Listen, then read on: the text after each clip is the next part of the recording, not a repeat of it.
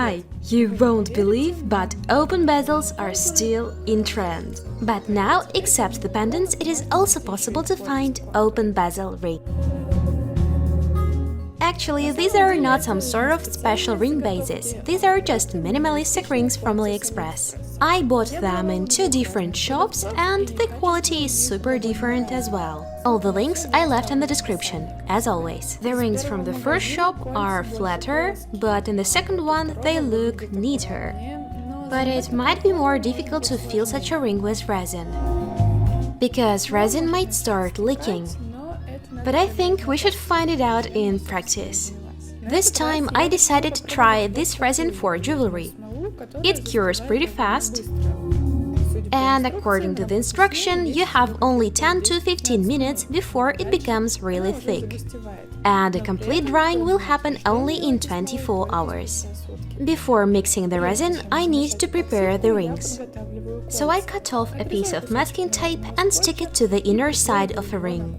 Masking tape is a true helper, because it holds the resin where it must be, in case it becomes cured too fast. But as a result, masking tape leaves matte surface on your resin creation. If you need a glossy surface, there is a special tape, but I haven't tried it yet, because masking tape suits me just fine. And speaking about this additional step which you need to take to make such a surface glossy and even, usually this step gives you only benefit because it secures your creation better from the inner side. Later you'll better understand why. When you stick a piece of tape, press it tight to avoid any gaps. It's time to mix the resin according to the instruction. Thanks to the electronic scales, it's possible to mix even the tiniest amount of resin. I took 1 gram of resin and a half of gram of the hardener. I wasn't really accurate, but when you make a small amount of resin, it won't boil, so don't worry. I mixed it well and made a thin layer of resin in the ring. It will be our foundation for further work.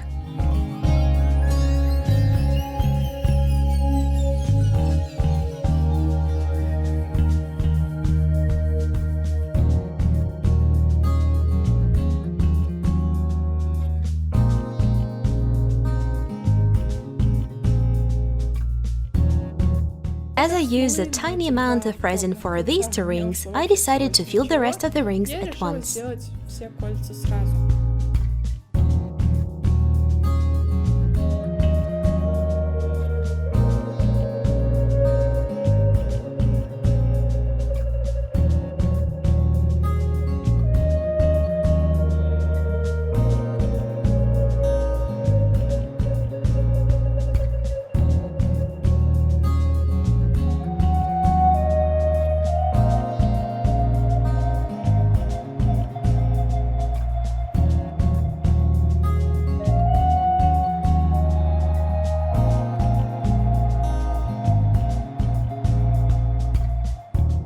When they became cured, it was time for decor.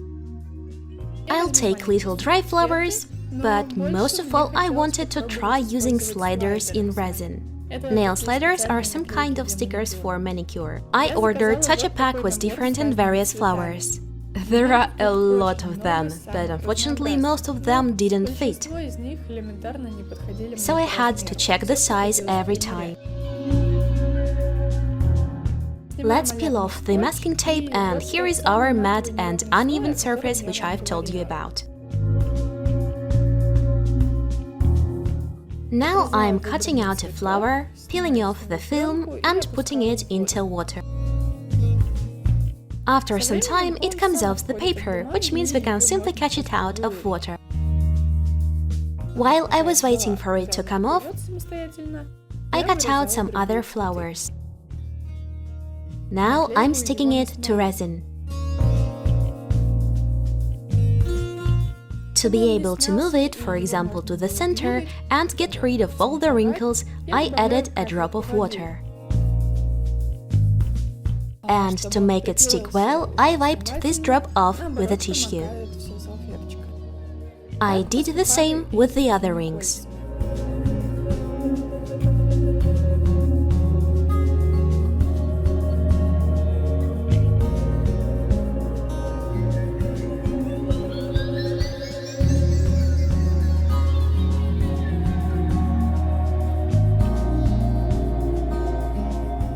If you don't want your next layer of resin to get cloudy or turbid, you must make sure that your artworks are completely dry and there is no water under the slider and around it. So this is our result with sliders. And into the rings with the narrowest bezels, I decided to put some dyed flowers of ground elder.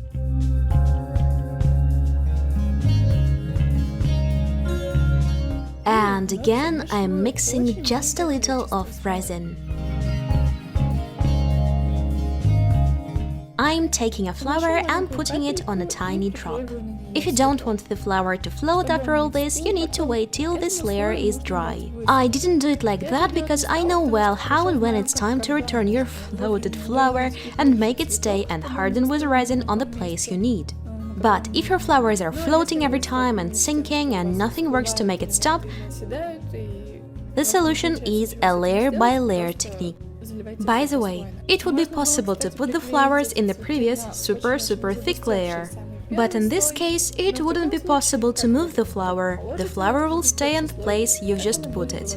Because if you start moving resin and it's really thick and viscous, it will make everything even more complicated. So the best way to do it, especially if you are a beginner, to gradually apply a layer by layer.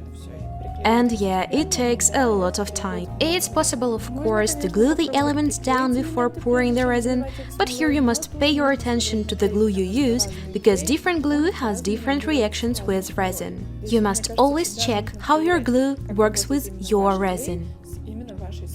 Here goes the most interesting and exciting part. Let's fill with the resin the rings with the slightly wavy rim. I am making quite a thin layer.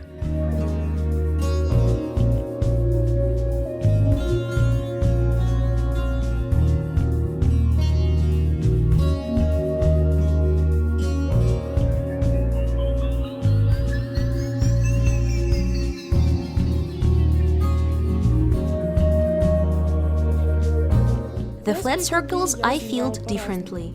In this ring, I applied the resin only on the inner part, and in the second one, I applied the resin on the rim as well. Speaking about the triangle, I can't help making anything else but a triangle with a twig and glitter. I just do love this combination of shapes. So this is what turns out so far, and most of all, I am excited about the way resin cured in the curved rings. It's like it managed to stay in the bezel and copy the shape of the rings without leaking anywhere.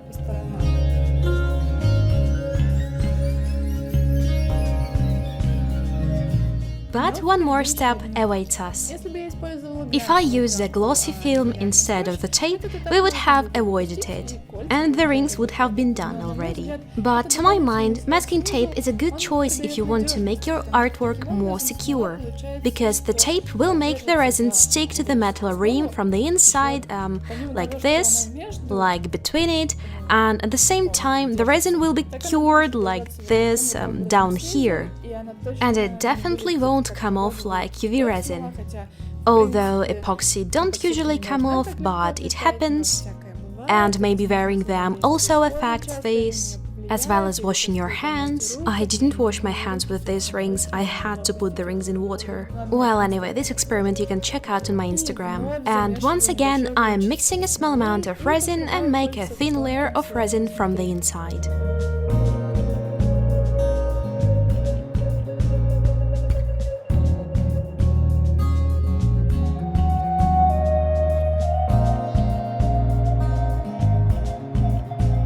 It leaked a little anyway, and maybe it's a minor problem, but I still prefer to cut this resin off.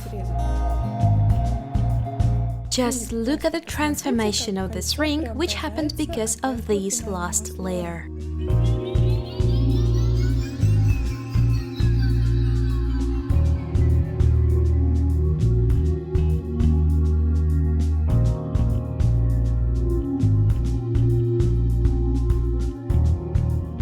I had one more ring, but not a single slider managed to fit in.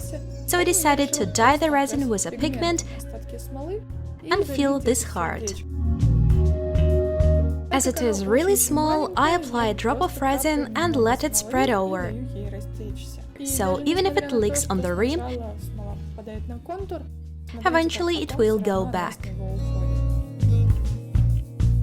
And this is the final result. In general, nail sliders in resin met my expectations. And their greatest advantage is that they are thinner than stickers and they are less noticeable in resin. And you can come up with thousands of designs. You can simply fill your ring with resin or make multiple layers. And you can do it in open bezel pendants as well as in open bezel rings. I hope this video was interesting and useful for you. Many thanks to my sponsors for support. I love you this much. Bye.